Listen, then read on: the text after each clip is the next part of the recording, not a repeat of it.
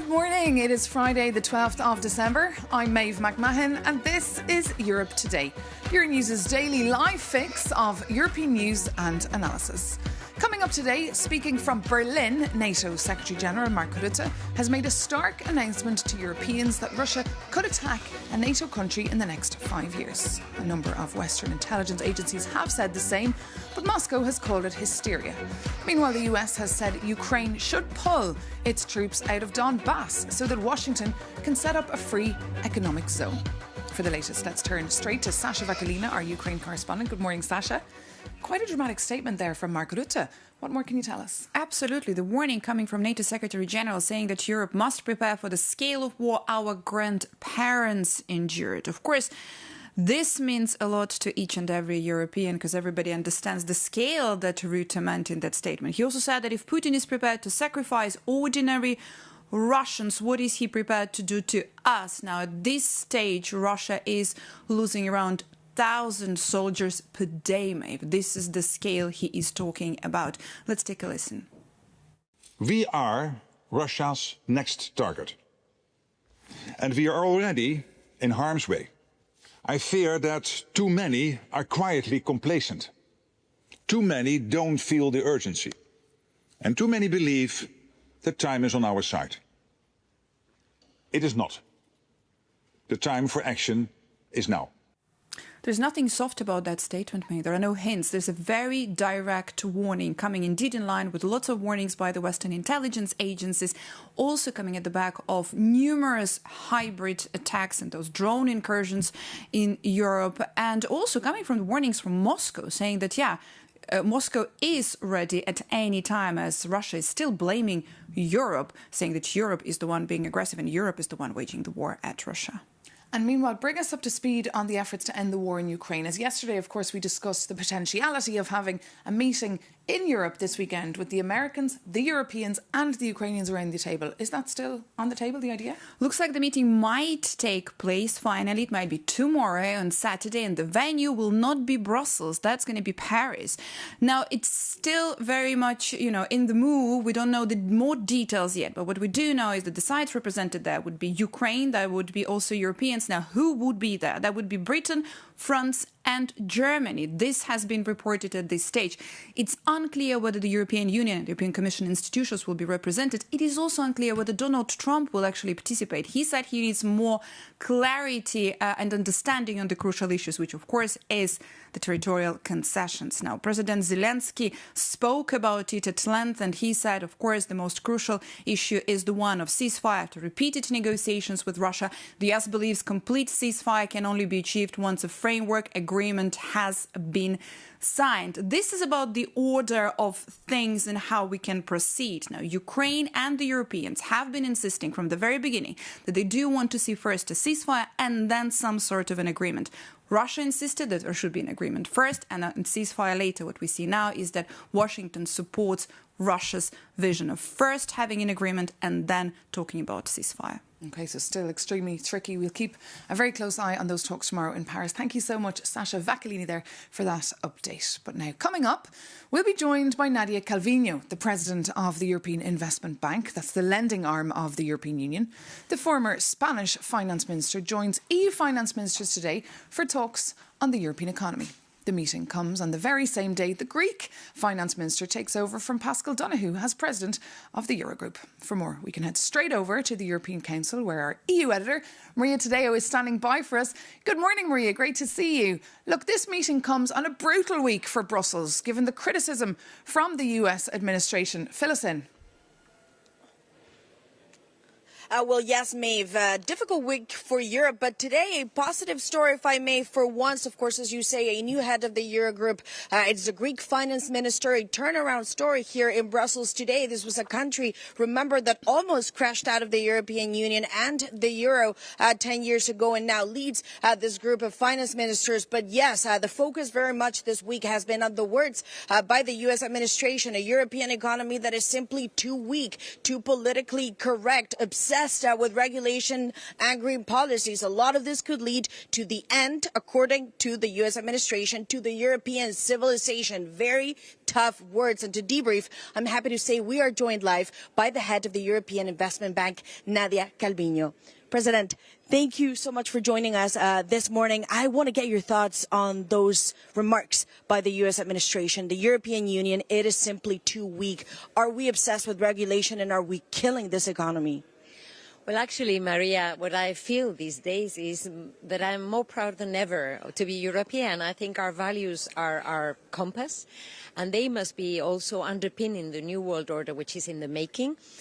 And our unity is our strength. That's very clear when so many people are interested in dividing us and weakening the European Union. And when you say there's a new world order, does that mean that the United States may not be an ally? Are these the remarks of a friend? When he says you're too weak, too politically correct, it's the end of a civilization. They are weak. Is that how a friend talks to a friend? It's very clear that there's a new world order which is in the making. It will be very different to the past. We're not going back to the 80 years of peace, stability and transatlantic strategic alliance. We have to build new partnerships around the world and, of course, ensure that the European economy is strong and also that Europe has a strong voice in shaping this brave new world. And how do you do that? How do you turn around this economy? Well, actually, the European Union has remarkable strengths. When we talk about leadership in key areas from health to biotech, of course, clean tech, we are a trade powerhouse. We're an economy powerhouse. So we have to build on these strengths, keep united and unleash the whole potential of our continent. But when you look at the numbers, the German economy is barely growing, the French economy barely growing, the Italian economy is barely growing. You could argue the past decade has been not good for Europe.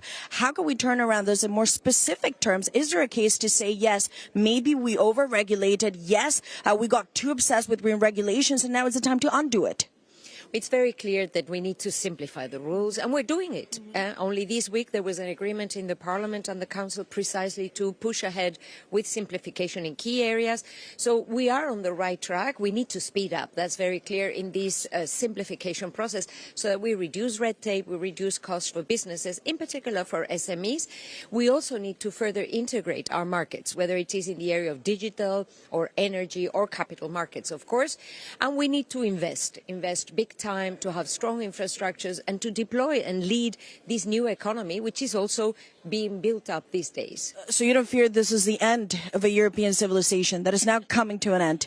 Oh, absolutely not. We have overcome many weaknesses.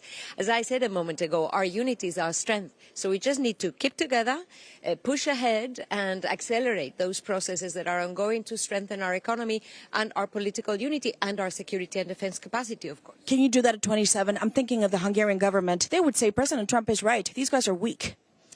Personally, I think that we should try to do it at 27, and if it's not possible, coalitions of the willing. We're seeing them going around, and that is the right way forward. And President, of course, there is one thing specifically that I know you feel very strongly about, which is European companies need to stay in Europe. We cannot see this flight of capital into the United States. How do you stop it? Because in a way, this is a real anomaly. Our money goes somewhere else. Well, absolutely. You know, Europe is right now the incubator of the world because we have a vibrant ecosystem of startups, very similar to the US. But when these companies need to grow, they have to look for the capital somewhere else. And that is why from the European Investment Bank, we launched a very successful initiative, the European Tech Champions Initiative. I will actually be briefing ministers today. I will be sharing with them this leaflet. It's a great success. But some would say there's no Google, there's no Amazon. It is a failure, not a success. Well, we are taking measures so that we can indeed continue to lead in those areas. And as I was saying, this has been a great success. Now we need to scale it up. We need to make sure that we have the size and the capital markets to finance those initiatives so that those great ideas, technologies and companies that are born in the EU can grow and thrive here. President, I have 20 seconds left for you. The reparations loan, do you think this is going to go ahead? What does your political instinct say? My political instinct says there's unanimity to support Ukraine, and we will get there. Well, President, thank you very much for joining us on Euronews. And of course, that was Nadia Calviño, the president of the European Investment Bank, joining us on Euronews. It was indeed, and thank you so much to yourself as well. Maria Tadeo, Euronews' EU editor there on the red carpet. But now it is time to move on and focus on Bulgaria, where the Prime Minister, Rosen Jelaskov, has dramatically stepped down after days of protests. For more on what this all means for Bulgaria, we can cross over to Sofia, to the capital, and speak to Raya Stoyanova there, our Bulgaria correspondent. Good morning, Raya. Thank you so much for joining us. Fill us in on this resignation.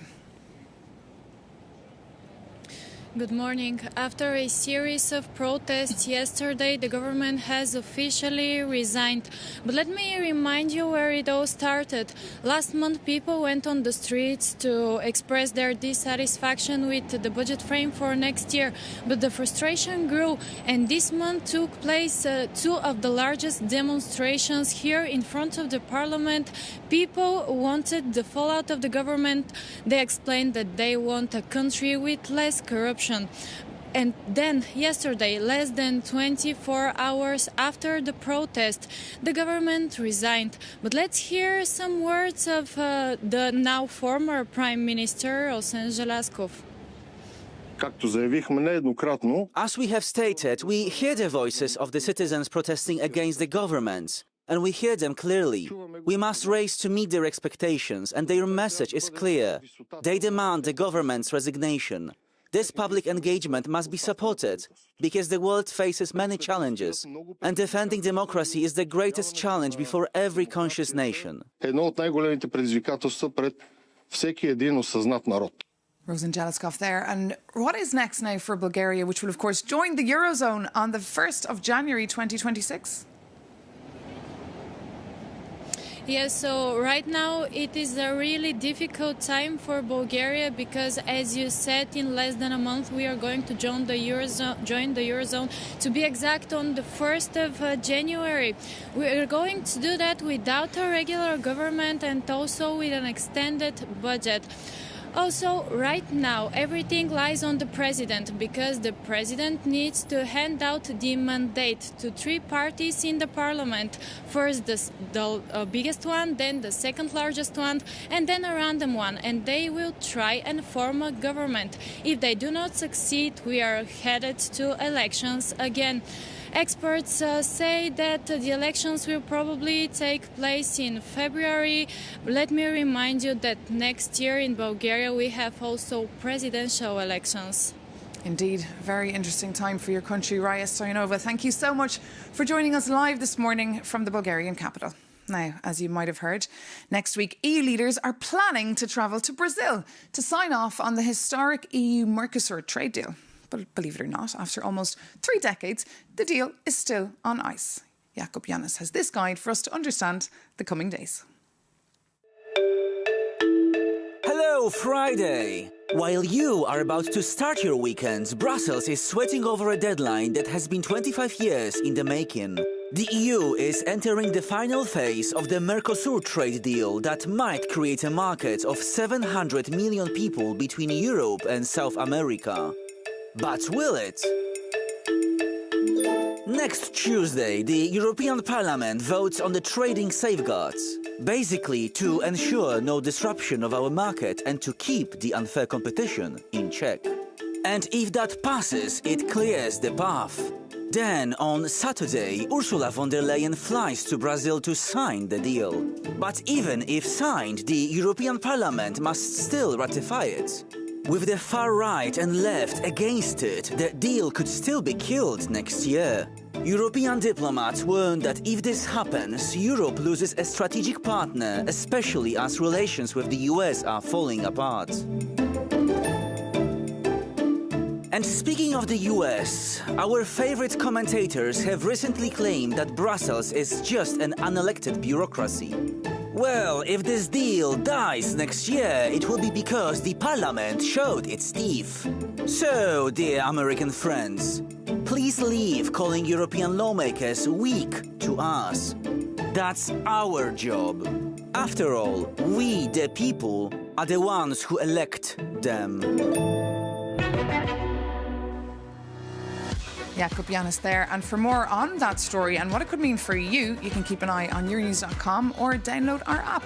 But that does bring this edition of Europe Today to an end. Thank you so much for tuning in.